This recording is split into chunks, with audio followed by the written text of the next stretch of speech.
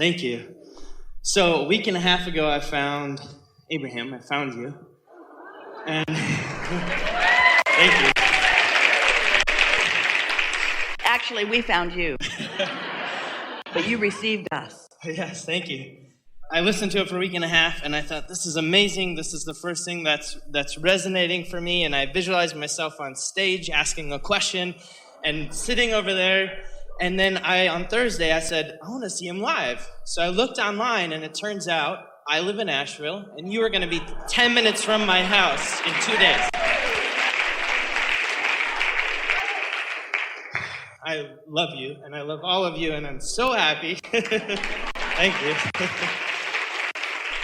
And here's my question. I am transgender.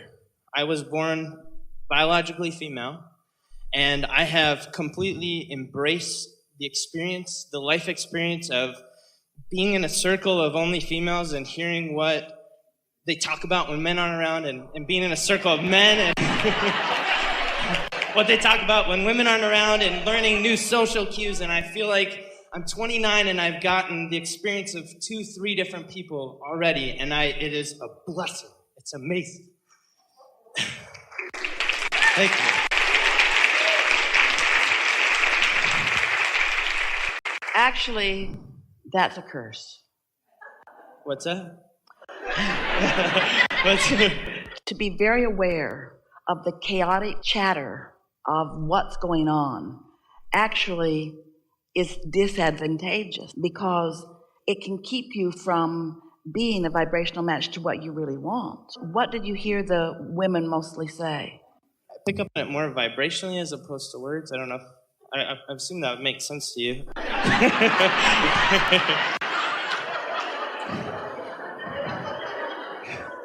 I think when women are by themselves, they let in a little bit more masculine energy than when a man is around. Like, they allow that a little bit more. Well, what did you mean when you said you'd hung around enough women and you knew what they said?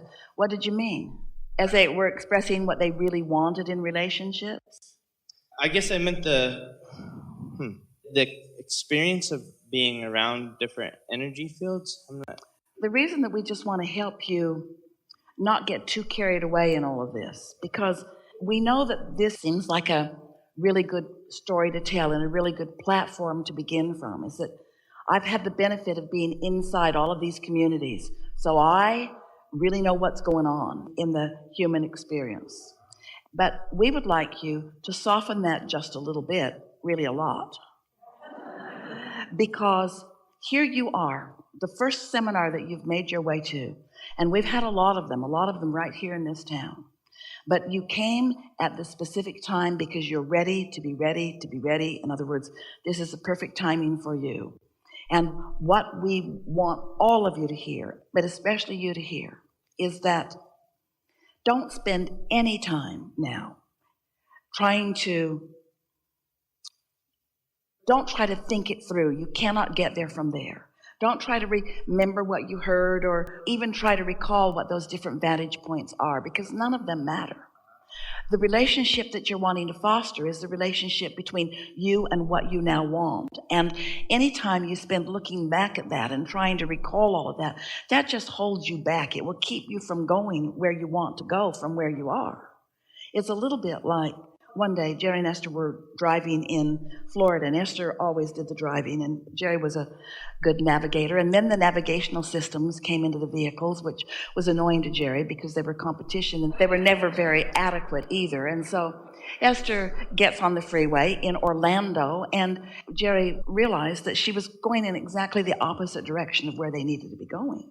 And he said, you know, we're headed in the wrong direction. And Esther said, but I did exactly what the navigational system said to do. And Jerry said, well, that may well be, but I'm just telling you, we're going in the wrong direction. And so they took the exit, turned around, the system caught up with them, and off they went. But then Esther couldn't let it go because she didn't want to believe that she had misunderstood the navigational system. She also didn't want to believe that the navigational system didn't know what it was doing. And so she said, why don't we go back to where we were and retrace our steps and see if that happens again? Because I'd really like to know where this went wrong. And Jerry said, or we could just go from where we are to where we want to be. And Esther thought, oh yeah, guess we could do that. But there's this tendency to want to explain where I am based upon everything that I've lived. I lived that, and I lived that, and I lived that, and I lived that, and therefore, and can you feel the justification in that? Therefore, now this is what I want, or now this is what where if you are really following your impulse, and you are so good at this, think about this. You were born into an environment with something within you asking for something different than what you were, and followed inspiration to where you now are. And we're just encouraging that you continue to follow the inspiration. Don't spend any time going back trying to explain it. Is that helpful? Yeah, that's helpful. Yeah. Enough? So the other thing is connection with my body. Feel grateful, the source of me feels good, and then there are times when I'm in a locker room, when I'm connected with source, I feel streamlined, right? I feel perfect. And yes, you do. And then when I'm in groups of all my biological male friends, right, or in locker rooms, there are times when I get this gut feeling where I feel less than sometimes, and I feel like sometimes I withhold joy from myself. Well, you see, what you just said is what we just said. The whole opening that we were offering here, we were talking about this manifestation over here, and when you get focused in what you can see and hear and smell and taste and touch, that there is more chaos in that, there's more split energy in that, there's more disapproval and different opinions and more potential to put you off balance. And that's why we're encouraging you. You see, you're helping us to say the most important thing about attraction and creation that we've ever said. And so just settle with us for a little bit and let us just say this in this powerful way. We're going to start with the you can't get there from there concept. That when you are standing in the middle of a moment where you can see and hear and smell and taste and touch, this manifested moment, and you try to think your way out of it, you just can't. Because there's so much momentum on so many thoughts, and hear this, so much momentum on so many opposing thoughts that you just get confused, you just run around in circles, you just can't find your way out of it. And yet people choose that because it's manifested over the quieted mind, because the quieted mind feels boring. But if you allow yourself the benefit of discovering that quieted mind through meditation, most of us teachers find it easier to teach meditation than thinking pure positive thoughts, because it's easier to get you to quiet your mind than clean all of this up.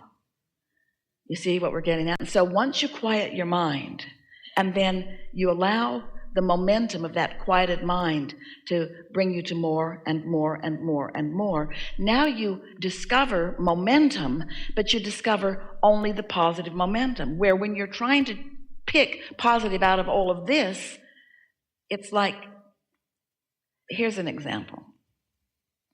We like this one. Have you had the experience where you have a strong opinion about something, and you have the opinion because you gleaned it from the life that you live, and you're with someone, maybe even someone you really care about, who has a very different opinion than you do. So you explain what you mean, they explain what they mean, and you explain what you mean and they explain what they mean. And the more you explain what you mean, the more they dig in, no, and they explain what they mean. And the more they dig in and explain what they mean, no, the more you dig in and explain what you mean. And so the conversation never gets sorted out. Do you have any relationships like that? Neither one of you are going to budge. It's just a stalemate. Well, what we want you to understand is that you have that relationship within just yourself. When you have a desire that is contradicted by a belief, you've got that same argument going on within yourself. In fact, it's only the arguments that go on within yourself that are the only arguments that ever cause any resistance in your experience, because nothing that anybody else is doing has anything to do with you. They don't equal your point of attraction. So when you're able to quiet your mind and then experience the benefit of these thoughts increasing and increasing and increasing until you're just so solid and sure about who you are, eventually you'll be able to be in any environment, and it just won't matter to you what anybody else thinks about anything. It's one of the reasons that so many people are coming into their physical bodies with these, what some are wanting to call alternative lifestyles or different sexuality, different ideas about so many things, because as the teacher within you, coming from non-physical into physical, you see that most people acquiesce to the pressure of the current conversation. But it's an interesting thing. Can you figure out, especially in your political upheaval that's going on right now, can you figure out what the strongest voice is right now? There's such a polarization of pushing against and pushing against and pushing against and pushing against and pushing against, and nobody's happy. And so there are many of you who make a decision. It's why there's such an increase in autism and so many of these different experiences. Energies are coming into physical bodies saying, I'm a teacher, and since words don't teach, you're not going to be able to catalog me and pigeonhole me. I'm not going to march to the beat of your drum. I'm going to be different enough, and it's going to come from deep enough within me that you're not going to be able to talk me out of this or into this. This is just who I am, and then you can choose to accept it or not, to like it or not, to look at me or look away, but I am done, you said, standing on my head to please you, because it doesn't help you. It just makes you more demanding.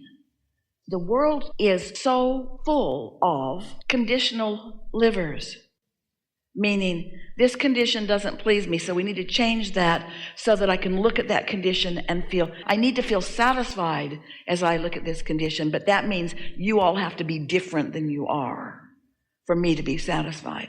Well, feel what you're doing to yourself, because they're not going to be different so that you can be satisfied. So you're going to run around in a world where you're just dissatisfied.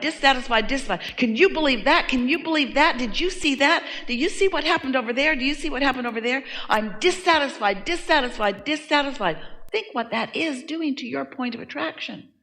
Well, it's doing one really good thing. It's causing you to create a vortex that has more of what you want and more of what you want and more of what you want. But now, you got to find a way to line up with what you're asking for rather than asking others to change in order to satisfy you. That was a really good conversation. Did you get it?